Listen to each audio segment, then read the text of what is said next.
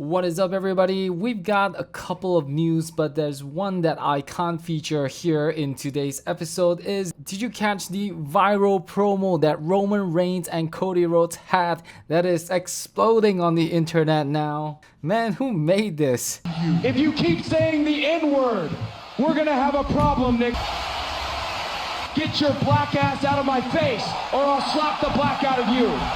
Shout out to my boy, Cody Raheem Rhodes. Anyways, today we got some huge breaking news from WWE and a few legendary takes. We're talking about the official announcement of John Cena's final match, the Undertaker's honest take on his WrestleMania streak, and spoilers for the highly anticipated TNA invasion. Let's get right into it. WWE officially announces John Cena's final match. The end of an era is officially set.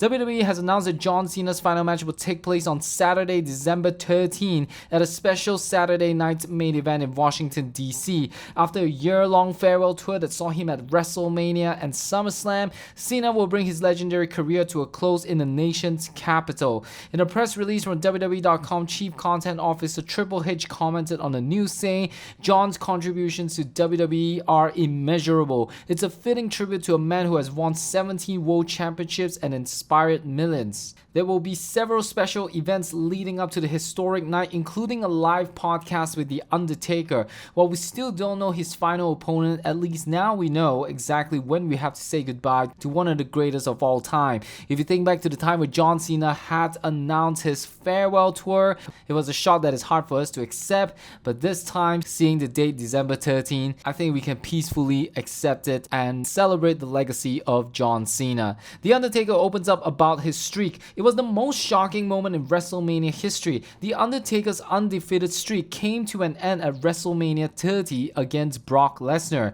and now the dead man has finally revealed the truth behind the decision. On a recent episode on his podcast, Undertaker said that it was not his call to end the streak. He explained that while he believes the streak going on forever would have been really cool for wrestling, the decision was a business one. He said that he had to make the best of the hand that was dealt to him, hinting there was no way out of the situation without it turning ugly. It's a revealing look into how the wrestling business works, and it gives fans a new perspective on one of the most controversial moments in modern wrestling history. But hey, isn't he the one that suggested to Randy Orton and Edge to break the streak? But nevertheless, I think Brock Lesnar is the right choice. Natalya on the difference between her characters.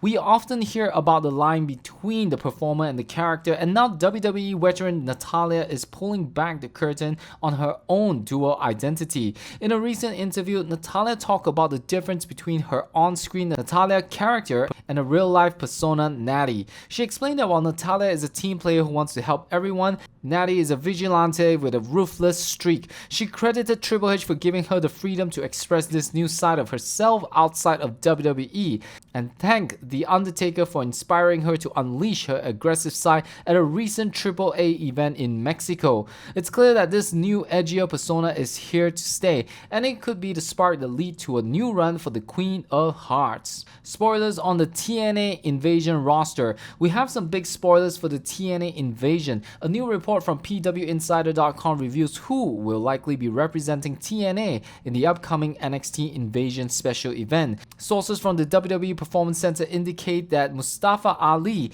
Frankie Kazarian, Moose, and Mike Santana are all on site and are expected to be officially named to the TNA team. The Invasion special will feature a Survivor Series style elimination match with TNA's on-screen authority Santino Marella and NXT's Ava revealing their teams on this week's television. These four names have all had great careers, and with their talent, this TNA vs NXT war is shaping up to be a can't-miss event. Finally, a classic Survivor Series style elimination match.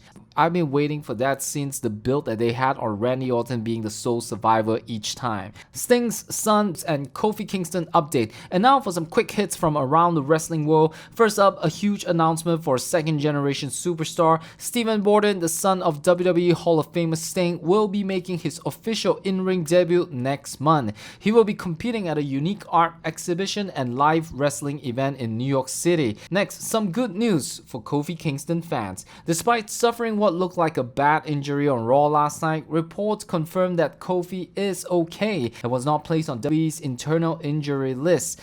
It's good to hear from that because definitely the New Day needed this momentum, and an injury is not great for the development of New Day 2.0. Well, I gotta admit that today is a slow day for wrestling, but I always gotta say something to connect with you guys at the end, which is, what do you think about the viral promo of Roman Reigns with Cody Raheem Rhodes?